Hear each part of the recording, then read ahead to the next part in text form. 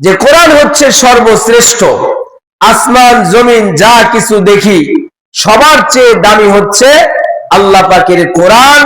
একটু আওয়াজ দিয়ে বলেন আল্লাহু আকবার। কিভাবে? ইমাম শাফি রহমাতুল্লাহি আলাইহি, প্রসিদ্ধ চারজন ইমাম, তার মধ্যে একজন হচ্ছে ইমাম শাফি রহমাতুল্লাহি আলাইহি। উনি ছোটবেলায় রাস্তা দিয়ে হেঁটে যাচ্ছে, এক লোকের কাছে পানি আছে। ইমাম শাফি বললেন, ভাই আমাকে একটু পানি দিতে পারবেন? লোকটা বলল যে না, পানি অনেক কষ্ট করে কুয়া থেকে উঠিয়ে এরপরে খেতে হয়, পান করতে হয়, আমি অনেক কষ্ট করে পানি এনেছি, আমি তোমাকে দিতে পারবো। পানি কষ্ট কেমনে হয়? বলে এখন তো প্রত্যেক বাড়িতে বাড়িতে টিউবওয়েল, কিন্তু এমন একটা সময় ছিল, মুরব্বীরা বলতে পারবো, সারা এলাকা মিলে একটা কুয়া ছিল। কি কথা ঠিক না? তখনই বোঝা যেত যে পানির কত মূল্য।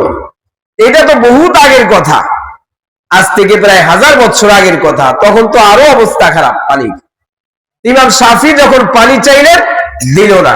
ইমাম শাফি চলে গেলেন, যাওয়ার পরে কোরআন হাদিস শিখে অনেক বড় একজন আলেম হলেন। বলেন সুবহানাল্লাহ।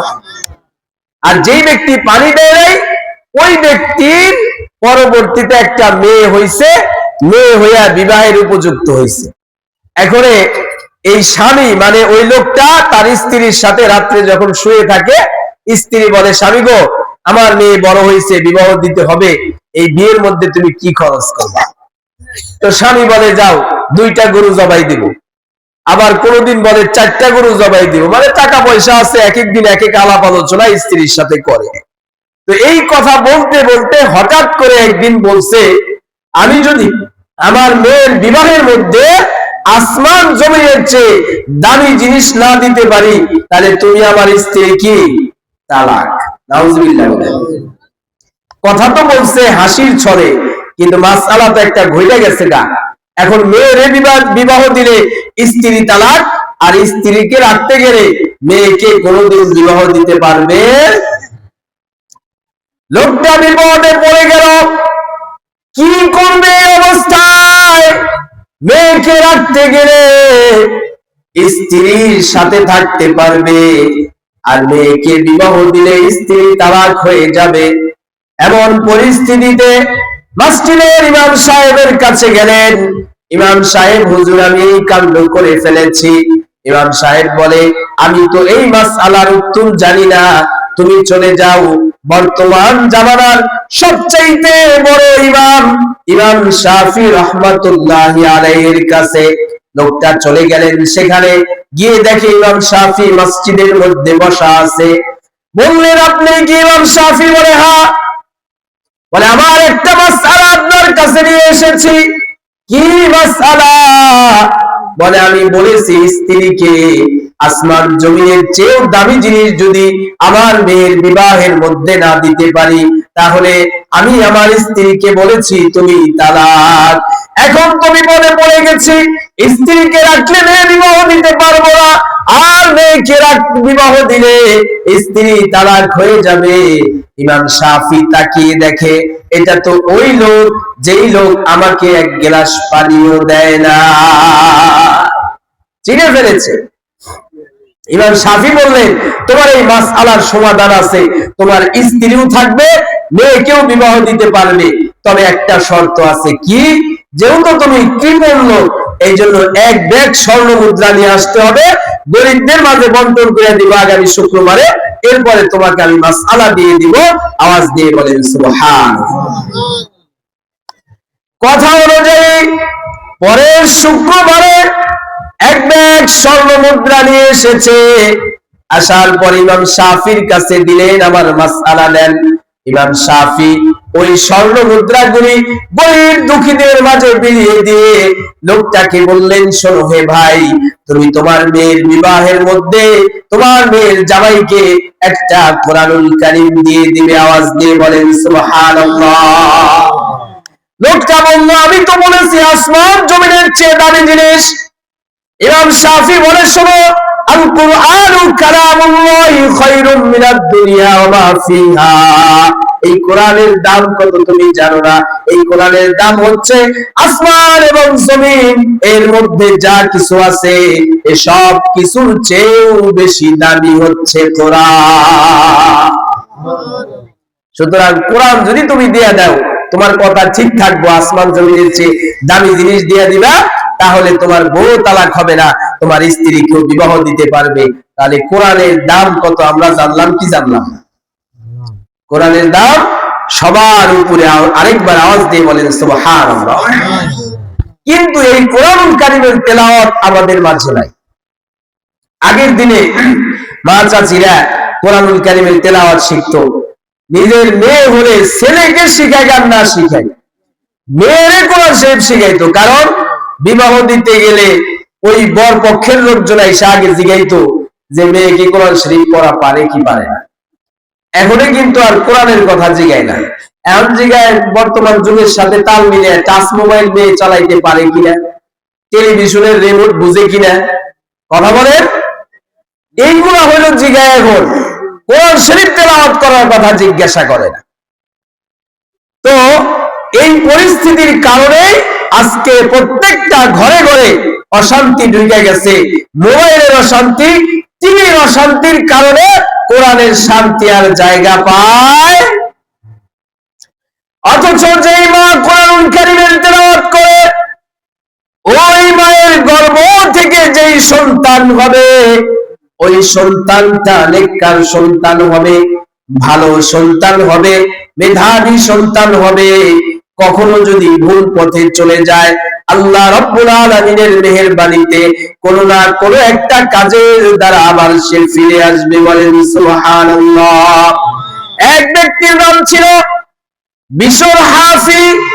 এই বিশর হাফি মদখোর ছিল, কিন্তু মা কোরআনুল কারীমের তেলাওয়াত করত। বিশর হাফি মদ পান করত, গাঁজা সেবন করত, এমন কোন নেশারাই সে করত না। একদিন রাত্রিবেলায় যাচ্ছে মদ খাওয়ার জন্য, রাস্তার মধ্যে লাইটের আলোতে একটা কাগজের দিকে তার নজর পড়েছে। দেখে ওই কাগজের মধ্যে আরবি লেখা আছে। বলেন সুবহানাল্লাহ।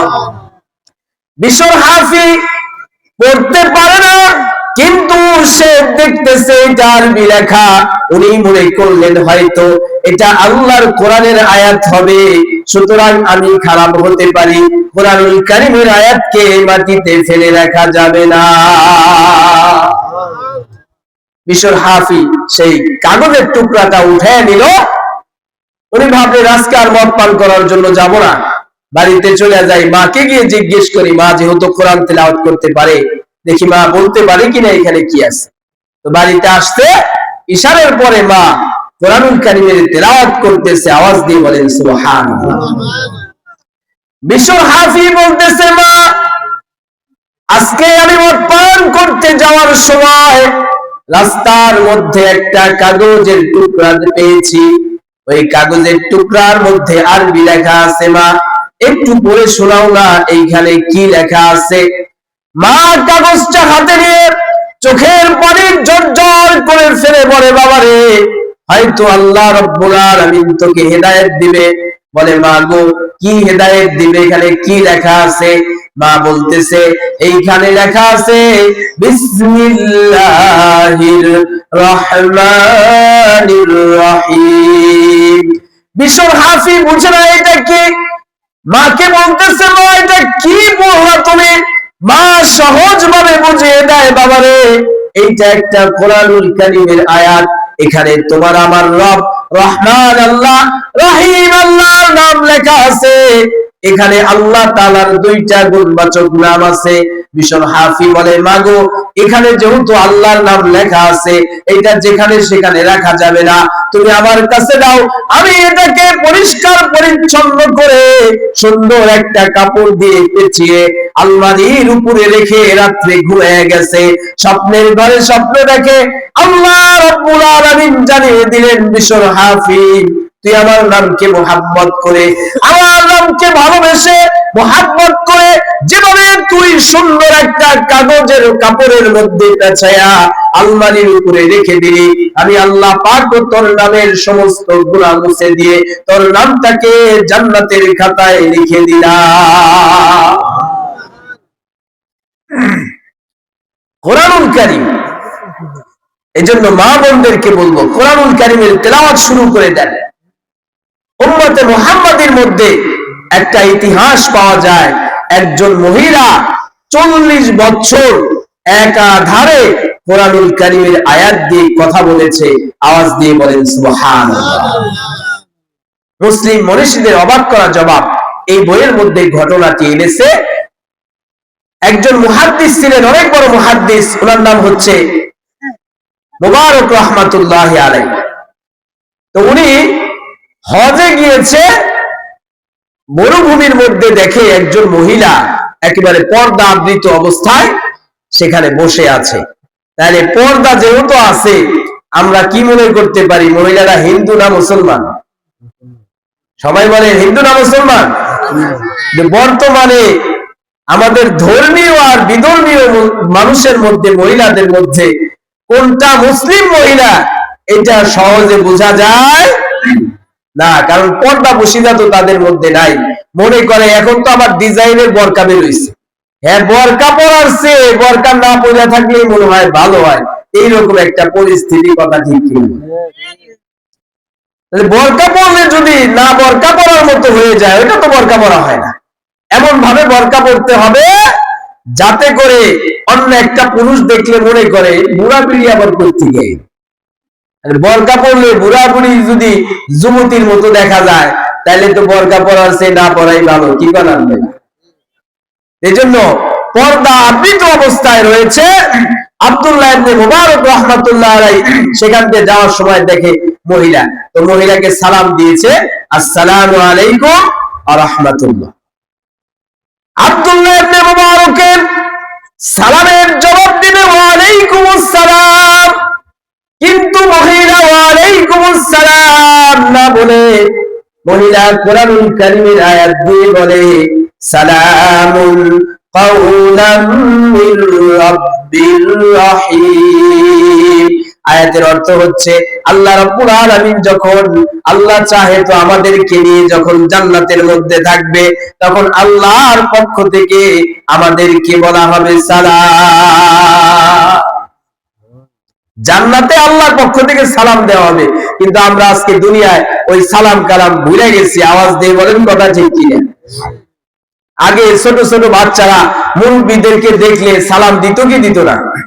আর এখন কি সেই সালাম কালাম আছে? মা বাবা ছোটবেলায় শিখাইতো, তার পাশের বাড়ির চাচা, ওই যে দাদা, রাস্তাঘাটে কোনো মুরব্বি দেখলে সবার আগে সালাম দিত। আর এখন সালাম তো দিব দূরের কথা, সালাম নামের লোকই তো এখন কম। কি বলেন আপনারা? অথচ আল্লাহ রাব্বুল আলামিন কোরআনে বলেন ইয়া আইয়ুহাল্লাযীনা আমানু লা তাদখুলু বুয়ুতান গায়রা বুয়ুতিকুম হাত্তা তাস্তানিসু ওয়া তুসাল্লিমু আলা আহলিহা যালিকুম খায়রুল লাকুম লাআল্লাকুম তাযাক্কারুন। আল্লাহ বলেন, হে ইমানদারগণ, তোমরা তোমাদের নিজের বাড়ি ব্যতীত, নিজের ঘর ব্যতীত অন্য কোন বাড়িতে প্রবেশ করতে হলে, অন্য কারো ঘরে যেতে হলে আগে ওই ঘরের মালিককে, ওই বাড়ির মালিককে সালাম দাও, অনুমতি নাও, তারপরে ওই বাড়িতে প্রবেশ করো। এই হুকুম কার? আর আওয়াজ দিয়ে বলেন কার? এই যে আয়াতটা বললাম যে অন্য বাড়িতে, অন্য কারো ঘরে প্রবেশ করতে হলে সালাম দিতে হইব। এখন বর্তমান যে পরিস্থিতি, গেট যেই বাড়িতে আছে টোকা দেয়, সালাম দেয় না। আর যেই বাড়িতে গেট দেয় ও বাড়িতে তো ঢুকে ঢুকে ঘরের ভেতরে ঢুকে ফেলায়। আর ওই বাড়ির মহিলা কোন অবস্থায় আছে, বাড়িতে থাকলে কি সবাই বোরকা পরে থাকে না? থাকে না। আপনি তো সসর করে ঢুকে বললেন, তাহলে মহিলা যদি হইতে পারে সে কাজ করতেছে, অন্য একটা অবস্থায় আছে, তাহলে একটা লজ্জাকর বিষয় হবে না? এই জন্য আমরা আজকে থেকে আমল করব, কোনোভাবেই কোনো বাড়িতে প্রবেশ করলে সালাম এবং অনুমতি ব্যতীত আমরা ওই বাড়িতে ঢুকবো না। এখন কথা হলো, যদি ওই বাড়িতে কেউ না থাকে, আল্লাহ পাক বলেন فَإِن لَّمْ تَجِدُوا فِيهَا أَحَدًا فَلَا تَدْخُلُوهَا حَتَّى يُؤْذَنَ لَكُمْ وَإِن قِيلَ لَكُمُ ارْجِعُوا فَارْجِعُوا هُوَ أَزْكَىٰ لَكُمْ। আল্লাহ বলেন, যদি তোমরা দেখো ওই বাড়ির মধ্যে কোনো লোকজন নাই, ঘরের মধ্যে কোনো লোকজন নাই, তাহলে তোমরা ফিরে আসবে। অথবা বাড়ির থেকে যদি বলে ভাই আপনি বাড়িতে প্রবেশ করেন না, তাহলে ফিরে আসতে হবে, ঘাড় তেরামি করে ওই বাড়ির মধ্যে ঢোকা যাবে। এই দুইটা আয়াত যখন হযরত আবু বকর রাদিয়াল্লাহু তাআলা আনহু শুনলেন, উনি চিন্তা করলেন, আমরা ব্যবসায় যাই, বাণিজ্যে যাই, বিভিন্ন দেশে গোডাউনের মধ্যে মাল সামানা থাকে, সারাদিন যদি সালাম দেন গোডাউনের মধ্যে, যেই ঘরের ভিতরে মাল সামানা আছে লোকজন নাই, সালামের উত্তর কি পাওয়া যাবে? বিপদে পড়ে গেছে গা, দৌড়িয়া নবীজির কাছে আসছে, ইয়া রাসূলুল্লাহ এখন আমরা কি করব? আল্লাহ পাক আয়াত নাজিল করে বলেন, লাইসা আলাইকুম জুনাহুন আন তাদখুলু বুয়ুতান গায়রা মাসকুনাতিন ফিহা মাতাউল লাকুম। আল্লাহ বলেন, শোনো, যেই সমস্ত ঘরের মধ্যে কোনো মানুষ বসবাস করে না, তবে তোমাদের মাল সামানা রয়েছে, ওই সমস্ত ঘরের মধ্যে প্রবেশ করলে সালাম না দিলেও কোনো সমস্যা নাই। একটু জিকির করেন লা ইলাহা ইল্লাল্লাহ। সবাই, এই দুনিয়া মুসাফির খানা জানো না, কত মানুষ আইলো গেল কেউ রইল না, মিছামিছি কাটাইলাম জিন্দেগি, চোখে দেখে হারাইলাম বন্দেগি, চোখে দেখে হারাইলাম বন্দেগি। আমরা সবাই যাব চলে, ফিরে আসব না, মাটিতে হবে সেই দিন আমার বিছানা, কারবা বাড়ি কারবা ঘর কারবা কি, অন্ধকার কবরে হবে বসতি, অন্ধকার কবরে হবে বসতি, লা ইলাহা ইল্লাল্লাহ।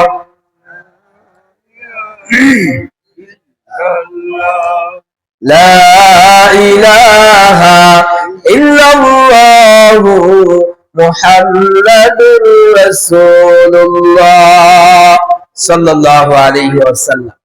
যে কথা বলতেছিলাম, আব্দুল্লাহ ইবনে মুবারক রাহমাতুল্লাহ আলাইহি মহিলাকে সালাম দিয়েছে আসসালামু আলাইকুম, আর সালামের জবাব দিয়েছে কোরআনের আয়াত দিয়ে, বলেন সুবহানাল্লাহ। আব্দুল্লাহ ইবনে মুবারক ওই মহিলাকে জিজ্ঞেস করেন, আচ্ছা মহিলা, তুমি যাবে কোথায়? তুমি কোথায় যাবে? মহিলা এই কথার উত্তরও আল্লাহর কোরআনের আয়াত দিয়ে বলে, আওয়াজ দিয়ে বলেন আল্লাহু আকবার। মহিলা বলে, সুবহানাল্লাযী আসরা বিআবদিহি লাইলাম মিনাল মাসজিদিল হারামি ইলাল মাসজিদিল আকসা। আয়াতের অর্থ হচ্ছে, আল্লাহ রাব্বুল আলামিন আমাদের নবীজিকে মক্কা থেকে বাইতুল মুকাদ্দাসে মেরাজের আগে সফর করিয়েছিলেন। এরপরে ঊর্ধ্ব জগতে মেরাজ শুরু হয়েছে। এই আয়াতের অর্থ দ্বারা আব্দুল্লাহ ইবনে মুবারককে মহিলা বুঝিয়েছেন, আমি হজ করতে এসেছিলাম, সমস্ত হজের কার্যক্রম শেষ হয়ে গেছে, এখন আমি যাব বাইতুল মুকাদ্দাসের দিকে। আব্দুল্লাহ ইবনে মুবারক অনেক বড় আলেম ছিলেন, উনি বুঝতে পারলেন যে মহিলা এখন এই বাইতুল মুকাদ্দাসের দিকে যাবে। উনি জিজ্ঞেস করেন, আচ্ছা মহিলা, তুমি এইখানে কয়দিন যাবত আছো? এই কথার উত্তরও মহিলা কোরআনের আয়াত দিয়ে দিয়েছে, বলেন সুবহানাল্লাহ। মহিলা কোরআনের আয়াত বলে সালাসা লায়ালিন সাওয়িয়া, আয়াতের অর্থ হচ্ছে পূর্ণ 3 রাত। অর্থাৎ এইখানে আমি মরুভূমির মধ্যে 3 দিন 3 রাত যাবত এখানে আমি বসেছি, এখানে বসে আছি, আমি কারো সাক্ষাৎ সন্ধান পাচ্ছি না।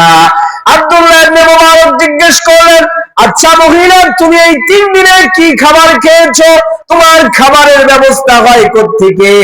মহিলা এবার কোরআনের আয়াত দিয়ে বলে হুয়া ইউতঈমুনি ওয়া ইয়াসকিন, আয়াতের অর্থ হচ্ছে আল্লাহ আমাকে খাওয়ান, আল্লাহ আমাকে পান করান। আমাদেরকে খাওয়ান কে? আল্লাহ। সবাই মনে হয় আল্লাহ খাওয়ানা, কারে কারে আল্লাহ খাওয়ায়? আল্লাহ খাওয়ায় কারে কারে? আল্লাহু আকবার, আল্লাহ কবুল করেন, বলেন আমিন। আসলেও আল্লাহ পাক পৃথিবীর সমস্ত মাখলুকাতকে রিজিক দেন, কিন্তু আমরা বুঝি না। আমরা মনে করি বাড়ির একটা গাভী আছে অনেক বড়, এটা দুধ না দিলে এইবার চলা পারতাম না, এরকম কথা বলে কি বলে না? এইবার যদি খালি ফসল ভালো না হইতো তাহলে আর উপায় ছিল না, মরে যাওয়া ছাড়া। এটা হলো আমাদের গ্রাম্য এলাকার কথা আর কি। এইভাবে হলো মানুষ বইলা থাকে, আসলেও তো রিজিকের মালিক আল্লাহ। এক আলেমকে দাওয়াত দিছে এক বাড়িতে, আলেম আবার তার ছাত্র নিয়ে ওই দিকে গেছে। তো যেই বাড়িতে দাওয়াত দিছে পুরুষ মানুষ কোন এক কাজে গেছে, এদিক দিয়ে বাড়িতে মহিলা মানুষ, মহিলা পর্দা করে। এখন হুজুরকে কিভাবে খেতে দিবে? সরাসরি সামনে যদি দেয় তাহলে হুজুর তো মহিলার দিকে ফেলাইবো, এটা একটা লজ্জাকর বিষয়, ইসলাম এটাকে সমর্থন করে না। তো মহিলা ঘরের মাঝখান দিয়ে একটা কাপড় টানাইছে, নিচ দিয়ে একটু ফাঁকা জায়গা কইরা রাখছে, ওই পাশে পাটি বিছিয়ে দিছে। তো হুজুর যখন ঘরের ভিতরে ঢুকছে, বুঝছে যে এই বাড়ির পুরুষ মানুষ বাড়িতে নাই, সুতরাং এখানে বসতে হইব। তো বসছে, ছাত্র পাশে বসছে। এখন মহিলা নিজ দেয়, প্লেট দেয়, খানা দেয়, পানি দেয়, সব কিছু দেয়। হুজুরও খাচ্ছে, ছাত্রও খাচ্ছে, কিন্তু ছাত্র খুবই চিন্তিত। হুজুর জিজ্ঞেস করছে, বাবা তুমি খাওয়ার সময় চিন্তা করতেছো? বলে হুজুর আমার আব্বা কত কষ্ট করে, এইরকম একটা পর্দা যদি আমাদের বাড়িতে থাকতো, কাজ কাম সব বাদ দিয়ে খালি ঘোরাফেরা করতাম, খাবারের সময় এলে পর্দার পাশে বসতাম, ওই পাশ থেকে ভালো ভালো খাবার আইতো, খালি খাইতাম। সুবহানাল্লাহ বলে আর মাথায় ধরছে এতটুকু। হুজুর বলতেছে, বাবা তুমি কি মনে করছো এই পর্দার ওই পাশ থেকে খাবার আসতেছে?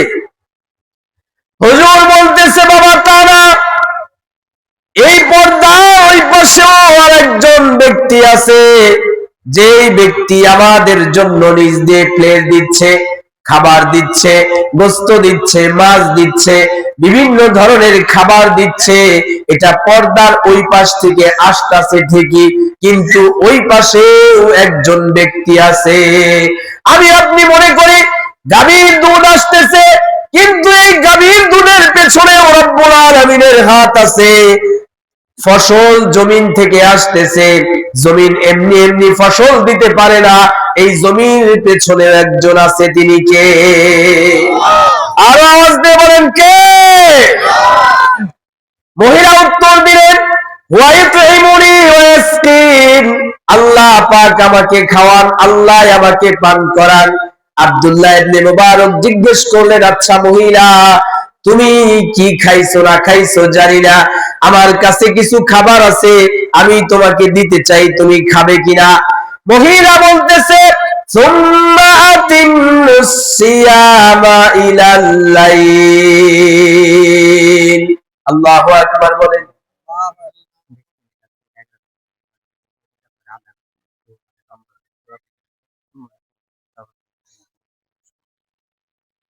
ঠিক আছে। তো মহিলা বললেন সুম্মা আতিম্মুস সিয়ামা ইলাল লাইল। আয়াতের অর্থ হচ্ছে আল্লাহ বলেন তোমরা রোজাকে পরিপূর্ণ করো রাত পর্যন্ত। বলেন সুবহানাল্লাহ। আব্দুল্লাহ ইবনে মুবারক বুঝতে পারলেন মহিলা রোজা আছে, তাই তিনি জিজ্ঞেস করলেন এইটা তো রমজান মাস না, সুতরাং তুমি কেন রোজা আছো? আর সফরে এসে রোজা ভাঙ্গা বৈধ আছে, সুতরাং তুমি রোজা ভেঙে ফেলো। আব্দুল্লাহ ইবনে মুবারককে কোরআনের আয়াত দিয়ে উত্তর দেয় ওয়া আনতাসুমু খায়রুল লাকুম। আল্লাহ পাক রব্বুল আলামিন বলেন কল্যাণকর কাজের প্রতিদান আমি আল্লাহ কি দেব সেটা তুমি না রাখলে পাবা না। আব্দুল্লাহ ইবনে মুবারক অনেক সময় পর্যন্ত মহিলার সাথে স্বাভাবিক আরবি ভাষায় কথা বলতেছে, কিন্তু মহিলা কোরআনের আয়াত দিয়ে কথা বলতেছে, বুঝতে বড় কষ্ট হচ্ছে। এজন্য আব্দুল্লাহ ইবনে মুবারক জিজ্ঞেস করলেন আচ্ছা মহিলা, তুমি আমার সাথে স্বাভাবিক আরবি ভাষায় তো কথা বলতে পারো, তুমি কেন প্রত্যেকটা কথা কোরআনের আয়াত দিয়ে বলো? মহিলা এই কথার উত্তর কোরআনের আয়াত দিয়ে বলে মা ইয়ালফিযু মিন কাওলিন ইল্লা লাদাইহি রাকিবুল আতীদ। আয়াতের অর্থ হচ্ছে আল্লাহ বলেন মানুষ যে কথাই বলুক না কেন ওই কথাকে লিপিবদ্ধ করার জন্য তার কাছেই সবসময় ফেরেশতা প্রস্তুত। এই কথা বলার পরে আব্দুল্লাহ ইবনে মুবারক বলে আর এত কথাবার্তা বলতে পারুম না, এখন চলো যাই, আমার উঠে চলো, আমি তোমাকে সামনের দিকে নিয়ে যাই। তোমার কাফেলা তো চলে গেছে অনেক দূরে, তুমি যাদের সাথে আসছিলা হয়তো কোনো কারণে ইস্তেনজায় গিয়েছিলে, তোমার আস্তে আস্তে তারা চলে গেছে, টেরই পাই নাই যে তুমি নাই। উটের উপরে উঠো, তোমাকে নিয়ে যাই। এখন মহিলা মানুষ যদি গাড়িতে উঠতে যায় এক পা উঁচু করলে আর এক পায়ের নিচ থেকে কাপড় উঁচা হয় কি হয় না? সবাই বলেন হয় কি হয় না? এখন মহিলা আর উটের উপরে উঠতেছে না। আব্দুল্লাহ ইবনে মুবারক তাকে আছে কি ব্যাপার, উটের উপরে উঠে না কেন? মহিলা কোরআনের আয়াত দিয়ে বলে কুল্লিল মুমিনিনা ইয়াগুদ্দু মিন আবসারিহিম। আল্লাহ বলেন রাসূল আপনি বলে দিন মুমিন যারা তাদের দৃষ্টি থাকবে নিচের দিকে। আমরা তো রাস্তা দিয়ে হাঁটি আর দেখি কোন মহিলা মানুষ টানুষ আছে নাকি, যদি চোখে পড়ে ওই দিকে আরো বেশি করে তাকিয়ে থাকি। কথা ঠিক কিনা বলে? কিন্তু আল্লাহ বলছে কি যারা মুমিন তাদের দৃষ্টি থাকবে নিচের দিকে। আব্দুল্লাহ ইবনে মুবারক বুঝতে পারলেন এই মহিলা আমাকে নিচের দিকে তাকাতে বলতেছে। আব্দুল্লাহ ইবনে মুবারক নিচের দিকে তাকাইলেন, মহিলা উটের উপরে উঠলো, সামনের দিকে যাচ্ছে। যেতে যেতে হঠাৎ করে দেখে একটা কাফেলা সামনে দেখা যায়। আব্দুল্লাহ ইবনে মুবারক জিজ্ঞেস করলেন মহিলা ওই যে একটা কাফেলা দেখা যায়, তোমার সন্তানেরা কি ওইখানে আছে কি নাই? আর তোমার সন্তান আছে না নাই এইটাও তো আমি জানি না। মহিলা তোমার কি কোনো সন্তান আদি আছে কিনা? মহিলা কোরআনের আয়াত দিয়ে বলে আল মালু ওয়াল বানুনা জিনাতুল হায়াতিদ দুনিয়া। আয়াতের অর্থ হচ্ছে আল্লাহ বলেন দুনিয়ার সম্পদ এবং সন্তানাদি এগুলো দুনিয়ার সৌন্দর্যতা। বলেন সুবহানাল্লাহ। আব্দুল্লাহ ইবনে মুবারক বুঝতে পারলেন মহিলার সন্তান আছে। আচ্ছা মহিলা তোমার যে সন্তানেরা আছে এই কাফেলার মধ্যে কি কাজ করে?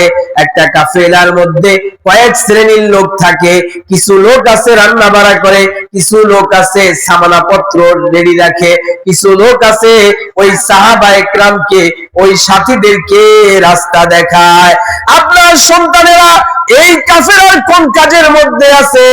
মহিলা কোরআনের আয়াত দিয়ে বলে ওয়া আলামাতিন ওয়া বিন-নাজমি হুম ইয়াহতাদুন।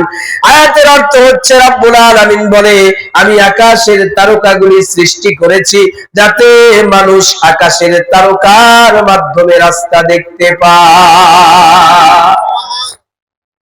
অনেকেই বলতে পারেন হুজুর আকাশের তারকা দেখে রাস্তা ঠিক পাবে কেমনে? আবার আকাশের তারকার দিকে তাকায় হাঁটলে তো হোঁচট খেয়ে দাঁত ভাঙে যাওয়ার সম্ভাবনা আছে না নাই? আছে না নাই? আল্লাহ বলে বান্দা তো স্থল পথে চলার জন্য অসংখ্য রাস্তা আছে, কিন্তু সাগর সমুদ্রের মধ্যে যখন নাবিকরা জাহাজ নিয়ে যায়, অন্ধকার রাত্রি, কোনো আলোর ব্যবস্থা নাই, মহাসাগরের মধ্যে কোনো রাস্তাঘাট নাই, একটু ভুল করে ফেললে সারা জীবন সাগরের মধ্যে ঘুরতে থাকবে, কিনারায় পৌঁছাইতে পারবে না। এজন্য আল্লাহ বলে বান্দা ওই সমস্ত নাবিকরা কিভাবে জাহাজ চালিয়ে এক দেশ থেকে আরেক দেশে যাবে, এজন্য আমি আল্লাহ পাক তারকা সৃষ্টি করেছি। ওই জাহাজ চালকরা, নাবিকরা আকাশের দিকে তাকায়া তারকা দেখা দেখা তারা রাস্তা ঠিক কইরা গন্তব্যে পৌঁছে যায়। আব্দুল্লাহ ইবনে মুবারক বুঝতে পারলেন মহিলার সন্তানেরা ওই কাফেলাকে পথ দেখায়, রাস্তা দেখায়। এখন রাস্তা তো দেখায় ঠিক আছে, কিন্তু যায় কি করবো নামও তো জানি না। মহিলার 3টা ছেলে ছিল। কয়টা ছেলে বলে? আরো জোরে বলেন, কয়টা? 3টা ছেলের নামই মহাগ্রন্থ আল কোরআনের মধ্যে আছে। আওয়াজ দিয়ে বলেন সুবহানাল্লাহ। 3টা আয়াত আমি বলবো, আপনারা আয়াতের থেকে নাম বলবেন। 1 নম্বর ছেলের নাম ওয়াত্তাখাযাল্লাহু ইব্রাহিমা খলিলা। 1 নম্বর ছেলের নাম কি? সবাই বলেন নাই, তার মানে এখনো বুঝেন নাই। ওয়াত্তাখাযাল্লাহু ইব্রাহিমা খলিলা, 1 নম্বর ছেলের নাম কি? ইব্রাহিম খলিল। 2 নম্বর ছেলের নাম ওয়াকাল্লামাল্লাহু মূসা তাকলিমা। 2 নম্বর ছেলের নাম মূসা। 3 নম্বর ছেলের নাম ইয়াহইয়া খুযিল কিতাবা বিকুওয়া। মারহাবা বলেন, আল্লাহু আকবার। 3টা ছেলের নাম কোরআনের মধ্যে আছে। আর আমাদের যে সন্তানাদি আছে এগুলোর নাম বেশিরভাগ নামই হয়েছে ওই যারা সিনেমা করে, সিনেমার নায়কদের নাম, বিদেশি খেলোয়াড়দের নাম, যার কারণে এই সন্তান বড় হইয়া ইসলামপন্থী হয় না, হয় নাস্তিক পন্থী। কথা ঠিক কিনা বলেন? এক মহিলা আসছে এক হুজুরের কাছে, ভাই হুজুর আমার 3টা ছেলে, 4র্থ নম্বরে একটা মেয়ের আশায় আবার একটা ছেলে হয়েছে। আমি নিয়ত করছি যে এই ছেলের নাম হুজুরে দিয়ে রাখাবো। সুবহানাল্লাহ বলেন। তাই হুজুর ভালো দেখে একটা নাম দিবেন আপনি ইসলামের মধ্য থেকে। তো হুজুর বলছে তাহলে আব্দুল্লাহ রাখো। কয় না হুজুর। আব্দুল করিম। কয় না হুজুর। আব্দুল জাব্বার। কয় তাও না হুজুর। আব্দুল করিম। কয় হুজুর এগুলো সব নাম হলো পুরান নাম, আপনি নতুন কিছু নাম কর যেগুলো সমাজের মানুষ বুঝে, যেগুলো সমাজের মানুষ চায়। হুজুরের তো আর ওই নাম খুঁজে পাইতেছে না। মহিলা কইতেছে হুজুর আপনি একটু সহজ করে দিয়ে। আমি কয় দেন। আমার বড় ছেলের নাম হলো হারু। কি? মাজাবদার নাম দারু। 3 নাম্বারটার নাম নারু। হুজুর কয় নাম পাইছি। কয় কি? কয় এটার নাম রেখে দাও গরু। হারু, নারু, দারু, গরু। এই হলো নামের পরিস্থিতি। এরও আগের যুগে যারা ছিল আরো এমন নাম রাখতো।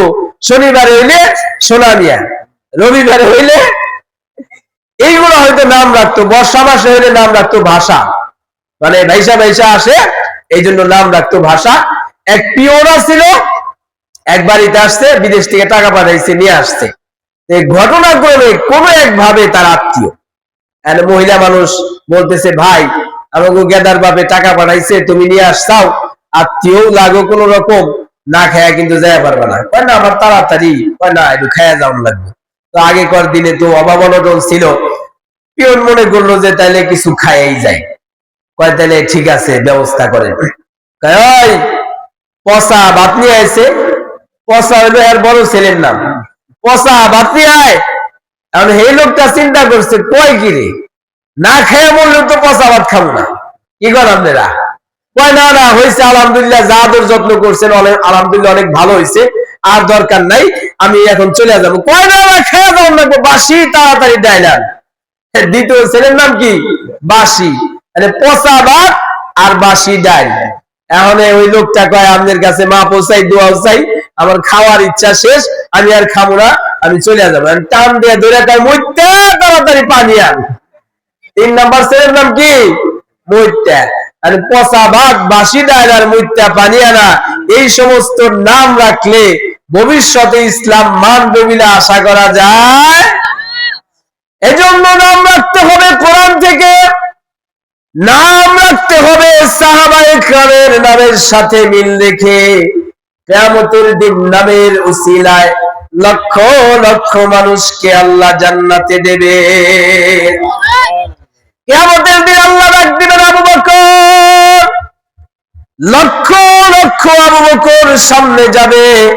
আল্লাহ রাব্বুল আলামিন বলবে আমি তো এত আবু বকরকে ডাকি নাই, আমি তো ওই আবু বকরকে ডেকেছি যেই আবু বকর আমার হাবিবের দোস্ত ছিল, যে আবু বকর আমার মুহাম্মদুর রাসূলুল্লাহর শ্বশুর ছিলেন, যে আবু বকর নবীজির গুহার সাথী ছিলেন, যে আবু বকর নবীজির সাথে সবচাইতে বেশি মোহাব্বত রেখেছে, আমি তো ওই আবু বকরকে ডেকেছি, আমি তো এত আবু বকরকে ডাকি নাই।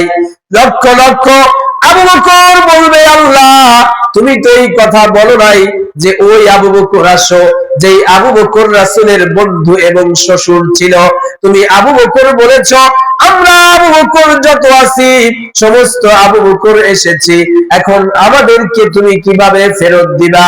আল্লাহ রাব্বুল আলামিন বলবে এক আবু বকরের উসিলায় লক্ষ লক্ষ আবু বকরকে আমি আল্লাহ পাক মাফ করে জান্নাত দিয়ে দিলাম। বলেন সুবহানাল্লাহ। এজন্য নামেরও কাম আছে কিয়ামতের মাঠে, দুনিয়ায় না হলেও কিয়ামতে এটার কাজ আছে। তো যে কথা বলতেছিলাম সংক্ষেপে শেষ করে দিব, বেশি রাত করব না, 10-15 মিনিটের মধ্যে ইনশাআল্লাহ শেষ করে দেব। তো মহিলা বললেন যে আমার ছেলের নাম হইতেছে ইব্রাহিম, মুসা, ইয়াহইয়া। তো আব্দুল্লাহ ইবনে মুবারক রাহমাতুল্লাহ আলাইহি সামনে গেলেন, গিয়া কাফিলার মধ্য থেকে এই 3 ছেলেকে বের করে বললেন এই যে একজন মহিলা, ইনি কি তোমাদের মা? ছেলেরা আশ্চর্য হলো, আমার মা তো কোরআনের আয়াত ছাড়া কথা বলে না, আপনি এটা বুঝলেন কেমনে আমার মায়ের কথা? আব্দুল্লাহ ইবনে মুবারক বললেন আমিও একজন আলেম, এই জন্য তোমার মায়ের কথা যদি একটু কষ্ট হয়েছে বুঝতে, তবুও বুঝে বুঝে তোমাদের পর্যন্ত নিয়ে এসেছি। বলেন সুবহানাল্লাহ।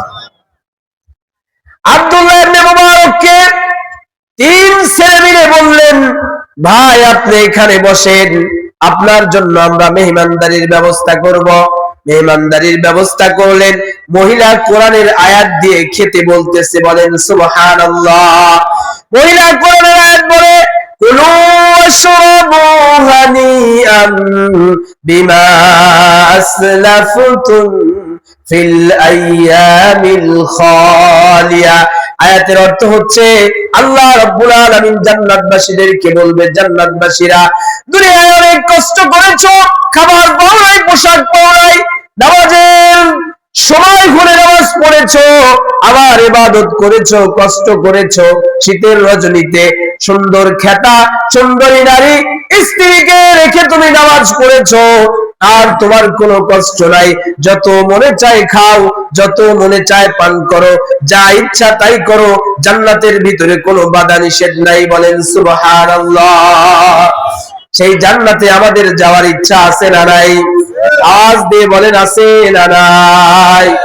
কিন্তু আল্লাহ বলেছেন ওয়াসারিউ ইলা মাগফিরাতিন মির রাব্বিকুম ওয়া জান্নাতিন আরদুহাস সামাওয়াতু ওয়াল আরদু উইদ্দাত লিল মুত্তাকিন। আল্লাহ বলেছে বান্দা তুমি জান্নাতের দিকে দৌড় দাও, আর আমরা দৌড়াই জাহান্নামের দিকে। ঠিক কিনা বলেন? আল্লাহ বলেছে জান্নাতের দিকে দৌড়াও, আমরা দেই জাহান্নামের দিকে। এখন জান্নাতের দিকে যে দৌড় দিব, কোন দিকে জান্নাত আছে? হাদিসে আল্লাহর নবী বলেন আল জান্নাতু ফাওকাস সামাই, জান্নাত আছে আসমানের উপরে। কোথায় বলেন? আওয়াজ দিয়ে বলেন কোথায় জান্নাত?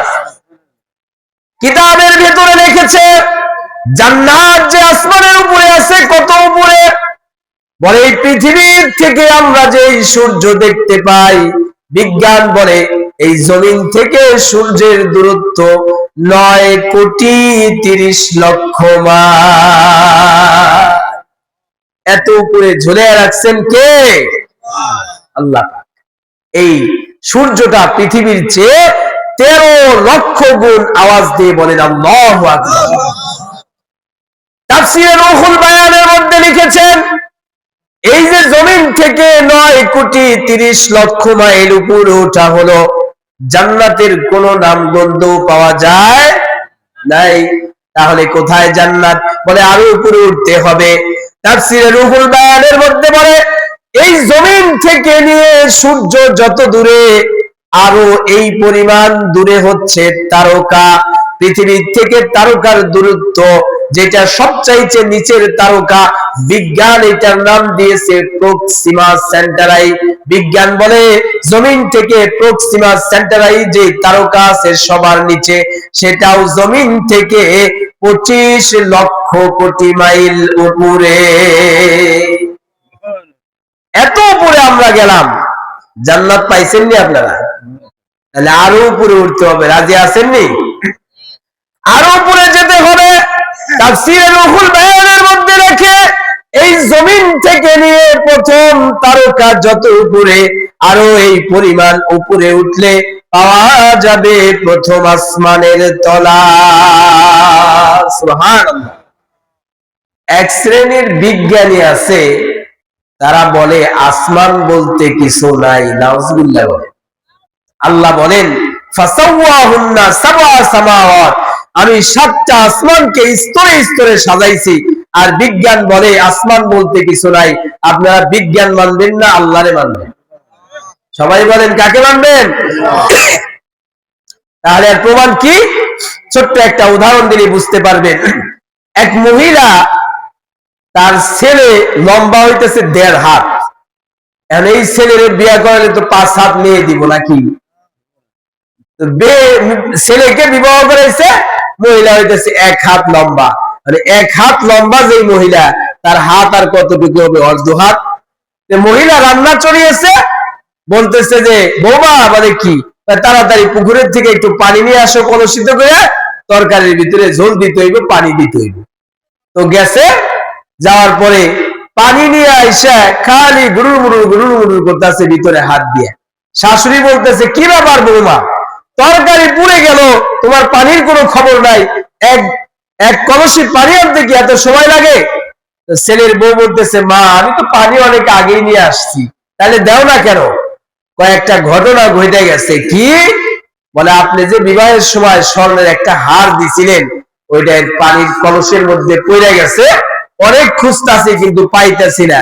আম্মা, আমার মনে হয় কি এই কলসের তলা নাই। নাউজুবিল্লাহ। বলে শাশুড়ি বলতেছে আরে ও আমার ছেলের বউ, কলসের তলা আছে, কিন্তু আফসোস মা, তোর তো হাত ওই তলা পর্যন্ত পৌঁছায় নাই।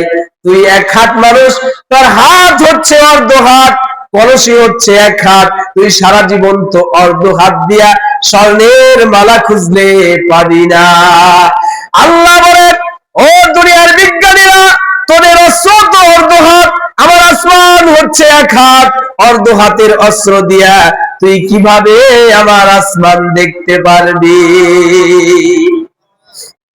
এই জন্য বিজ্ঞান পায় না। তাফসীরে রুহুল বায়ানের মধ্যে লিখেছে যে এই দুনিয়ার জমিন থেকে প্রথম আসমানের তলা যত মোটা, আরো এই পরিমাণ মোটা হচ্ছে প্রথম আসমান। বলেন সুবহানাল্লাহ। আবার মধ্যখানে বিশাল ফাঁকা, দ্বিতীয় আসমান এরকম মোটা, আবার মহাশূন্য, তৃতীয় আসমান, চতুর্থ আসমান, পঞ্চম আসমান, ষষ্ঠ আসমান, সপ্তম আসমান। তাফসীরে রুহুল বায়ানের মধ্যে লিখেছে জমিন থেকে নিয়ে 7তম আসমানের উপর পর্যন্ত যত দূরত্ব, আরো এই পরিমাণ উপরে উঠলে পাওয়া যাবে এই সিদরাতুল মুনতাহা। আল্লাহ পাক বলেন ইনদা সিদরাতিল মুনতাহা ইনদাহা জান্নাতুল মাওয়া। ওই সিদরাতুল মুনতাহা ওই গাছের পাশেই রয়েছে। বান্দা তোর জন্য যেই জান্নাত বানিয়েছি, ও বান্দি তোর জন্য যেই জান্নাত বানিয়েছি, ওই জান্নাত সাতবক আসমানেরও অনেক উপরে আমি আল্লাহ রাখছি। বলেন সুবহানাল্লাহ। এখন জান্নাত কোথায় আছে আমরা চিনলাম, জানলাম। অনেকে ইবাদত করে, ফজরের সময় উঠে হায় রে কষ্ট, এই কষ্টের বিনিময়ে আল্লাহ জান্নাত দিব, কিন্তু জান্নাত কত বড় তা তো জীবনে শুনলাম। জান্নাত কত বড়, ছোট্ট দুইটা উদাহরণ দিলেই আপনারা বুঝতে পারবেন। জিবরাইল আলাইহিস সালাতু ওয়াস সালাম আমাদের নবীজির কাছে আসতেন, অনেকবার এসেছে। একদিন রাসূল সাল্লাল্লাহু আলাইহি ওয়াসাল্লাম বললেন যে ভাই জিবরাইল, তুমি আমার কাছে অনেক সময় কোন সাহাবীর আকৃতিতে আসো, অন্য আকৃতিতে আসো, আমি একটু তোমার পুরাটা বডি একসাথে দেখতে চাই। বলেন সুবহানাল্লাহ। হযরত জিবরাইল আলাইহিস সালাতু ওয়াস সালাম বললেন, ওগো আল্লাহর নবী, আপনি যেইটা দেখতে চেয়েছেন এই দুনিয়ার জমিনে সেইটা দেখানো সম্ভব না। বলে কেন? বলে আমার যে বডি আল্লাহ দিছে, এই বডি পৃথিবীতে জায়গা হবে না। বলে তার একটু দেখতে চাই। জিবরাইল আলাইহিস সালাতু ওয়াস সালাম বলে, ওগো আল্লাহর হাবিব, আমি একটু এখান থেকে চলে যাচ্ছি, আপনি আশেপাশে একটু লক্ষ্য করবেন। জিবরাইল আলাইহিস সালাতু ওয়াস সালাম চলে গেলেন, একটু পরে আবার আসলেন, এসে বললেন, ওগো আল্লাহর রাসূল, আপনি কি কিছু দেখেছেন? বলে আমি কোনো কিছুই দেখি নাই। বলে কিছুই কি দেখেন নাই? বলে দেখছি কি? বলে তুমি যাওয়ার পরে একটু অন্ধকার হয়েছিল, আবার আলোকিত হয়ে গেছে গা, এতটুকু দেখেছি। হযরত জিবরাইল আলাইহিস সালাম বলে, আমি তো এই জিনিসটা দেখানোর জন্যই এখান থেকে চলে গিয়েছিলাম। আমি এখান থেকে গিয়ে আমার একটা পাখা দিয়ে সারাটা পৃথিবীকে ঢেকে দিয়েছি। বলেন সুবহানাল্লাহ। অল্প একটু পরে হযরত জিবরাইল বলে, আমার একটা পাখা দিয়ে সারা পৃথিবী ঢেকে দিয়েছি। এইরকম একটা দুইটা পাখা না, 600 পাখা রব্বুল আলামিন আমাকে দিয়েছে। তাহলে 600 পাখা যার, তার বডিটা কত বড় হবে? এই ঘটনাটা আমরা কি জানলাম? জিবরাইল আলাইহিস সালাতু ওয়াস সালাম কত বড়, এইটা একটু আমরা জানতে পারলাম যে একটা পাখা দিয়ে সারা পৃথিবী ডাকে, 600 পাখা হইলে কত বড় হবে। এই ঘটনা দ্বারা আমরা কি জানলাম? জিবরাইল আলাইহিস সালাম কত বড়। এখন উনি কত দ্রুত চলতে পারে, এইটা বলার পরে আমি ছোট্ট একটা ঘটনা বলেই শেষ করব, 5-7 মিনিটের মধ্যে ইনশাআল্লাহ শেষ হয়ে যাবে। একদিন জিবরাইল আলাইহিস সালাতু ওয়াস সালামকে নবীজি বলতেছে, জিবরাইল, তুমি তো আমার কাছে অনেকবার ওহী নিয়ে আসো, একদিনের বেলায় কথা আছে যে 24 বার আসছে একদিনে। সুবহানাল্লাহ। বলে তার তুমি কত দ্রুত চলতে পারো, তোমার চলার গতিটা একটু আমি জানতে চাই। হযরত জিবরাইল আলাইহিস সালাম বলে, ওগো আল্লাহর রাসূল, হযরত ইউসুফ আলাইহিস সালাতু ওয়াস সালামকে তার ভাইরা কূপের মধ্যে ফেলে দিয়েছিল, এই ঘটনা তো আপনি জানেন। বলে হ্যাঁ, আমি তো আপনার মাধ্যমেই জেনেছি। জিবরাইল আলাইহিস সালাতু ওয়াস সালাম বলে, যখন ইউসুফকে তার ভাইরা কূপের উপর থেকে ছেড়ে দিয়েছে, তখনও আমি 7 তবক আসমানের উপরে সিদরাতুল মুনতাহায়। বলেন সুবহানাল্লাহ। এখন বলেন তো, কুয়ার উপর থেকে ছেড়ে দিলে নিচ পর্যন্ত পৌঁছাইতে কয় মাস সময় লাগবে? 1 সেকেন্ড, সর্বোচ্চ 1.5 সেকেন্ডই লাগবে। সিদরাতুল মুনতাহায় 7 তবক আসমানের বহুত উপরে। আল্লাহ রাব্বুল আলামিন বললেন, জিবরাইল, ইউসুফকে তার ভাইরা ছেড়ে দিয়েছে, তুমি তাড়াতাড়ি যাও, পানিতে পড়ার আগে তুমি নিজ দেয়া পাখা বিছায়া দাও। জিবরাইল আলাইহিস সালাতু ওয়াস সালাম বলে, আল্লাহর নবী, আমি সেই সিদরাতুল মুনতাহা থেকে নিচে এসেছি, তাহলে আমার চলার গতিটা কত বুঝেন? ইউসুফ আলাইহিস সালাতু ওয়াস সালাম পানিতে পড়ার আগে আমি নিচে পাখা বিছিয়ে দিয়েছি। এই ঘটনার দ্বারা আমরা জানতে পারলাম যে জিবরাইল আলাইহিস সালাতু ওয়াস সালাম কত দ্রুত চলতে পারে। আগের ঘটনায় বলেছি কত বড়, এই ঘটনায় বলেছি কত দ্রুত চলতে পারে। এই জিব্রাইল আলাইহিস সালাতু ওয়াস সালাম একদিন আল্লাহকে বলে, আল্লাহ তুমি যে তোমার বান্দা বান্দির জন্য জান্নাত বানাইছো, এই জান্নাতটা আমি একটু ঘুরে দেখতে চাই, আমি একটু ঘুরে দেখতে চাই। আল্লাহ বলেন, আমি যে জান্নাত বানাইছি এটা তো তুমি দেখে শেষ করতে পারবে না। আওয়াজ দিয়ে বলেন সুবহানাল্লাহ। জিবরাইল আলাইহিস সালাতু ওয়াস সালাম বলে, ওগো আল্লাহ তুমি যদি অনুমতি দাও একটু দেখতে চাই, দেখি চেষ্টা করে একটু তোমার বানানো জান্নাতটা দেখে শেষ করতে পারি কিনা। আল্লাহ বলে, পারবি না। জিবরাইল বলে, আল্লাহ একটু অনুমতি দাও দেখি। আল্লাহ অনুমতি দিলেন। জিবরাইল আলাইহিস সালাতু ওয়াস সালাম 600 পাখা দিয়ে দ্রুত গতিতে উড়া শুরু করলেন। উড়তে উড়তে উড়তে উড়তে এক বর্ণনায় আছে 70 বছর, আর এক বর্ণনায় আছে 70,000 বছর উড়েছে। ক্লান্ত হয়ে গেছে, সামনে আর উঠতে পারতেছে না, এক জায়গায় গিয়ে বসে পড়লেন। আল্লাহকে বললেন, আল্লাহ তুমি তো বলেছো যে তোমার বান্দাদের জন্য যেই জান্নাত বানাইছো ওই জান্নাত তো দেখে শেষ করতে পারবো না, সুতরাং আমার দ্বারা তো সম্ভব না, যেহেতু তুমি নিষেধ করছো। তবে আমার একটা কথা বলে কি, আমি কতটুকু জায়গা জান্নাতের অতিক্রম করলাম আর সামনে কতটুকু জায়গা আছে এইটা একটু জানতে চাই আল্লাহ। আল্লাহ বলেন, জিবরাইল কয়টা খুঁটি তুমি জান্নাতের অতিক্রম করছো? বলে, আল্লাহ 2টা খুঁটি অতিক্রম করেছি। আল্লাহ বলে, এখনো অসংখ্য অগণিত খুঁটি সামনে রয়ে গেছে, আমি এই জান্নাতটা দেব আমার বান্দাদেরকে যারা দুনিয়ায় আমাকে ভুলে নাই, যারা দুনিয়ায় আমাকে ছাড়ে নাই, আমার মুহাব্বত আর ভালোবাসা নিয়ে আমার ইবাদত করছে, আমি আল্লাহ ওই বান্দা বান্দির জন্য জান্নাত দেব।